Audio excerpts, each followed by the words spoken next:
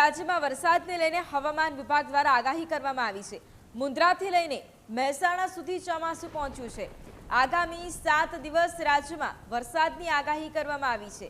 હવામાન વિભાગની આગાહી પ્રમાણે આજે આણંદ, પંચમહાલ, છોટાઉદેપુર, વડોદરામાં ભારે વરસાદનું પૂર્વાનુમાન છે અને આ સાથે સુરેન્દ્રનગર, અમરેલી, ભાવનગર, ગીર સોમનાથમાં ભારે વરસાદ થવાની પણ શક્યતા છે।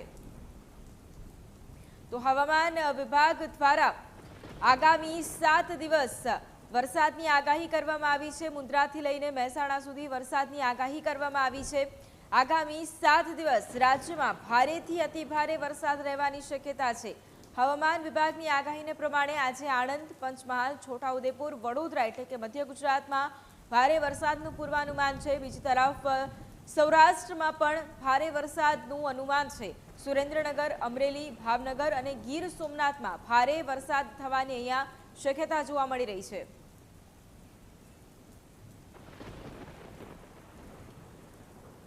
તો આજે કયા જિલ્લાઓમાં વરસાદની આગાહી કરવામાં આવી છે તેની ઉપર એક વખત નજર કરીએ તો આજે આણંદ, વડોદરા, સુરેન્દ્રનગર, છોટાઉદેપુર સહિતના જે જિલ્લાઓ છે ત્યાં વરસાદની આગાહી કરવામાં આવી છે। બીજી તરફ સૌરાષ્ટ્રમાં ભાવનગર, ગીર સોમનાથમાં પણ વરસાદની આગાહી કરવામાં આવી છે એટલે કે મધ્ય ગુજરાત અને સૌરાષ્ટ્રમાં આજે વરસાદ વરસી શકે છે।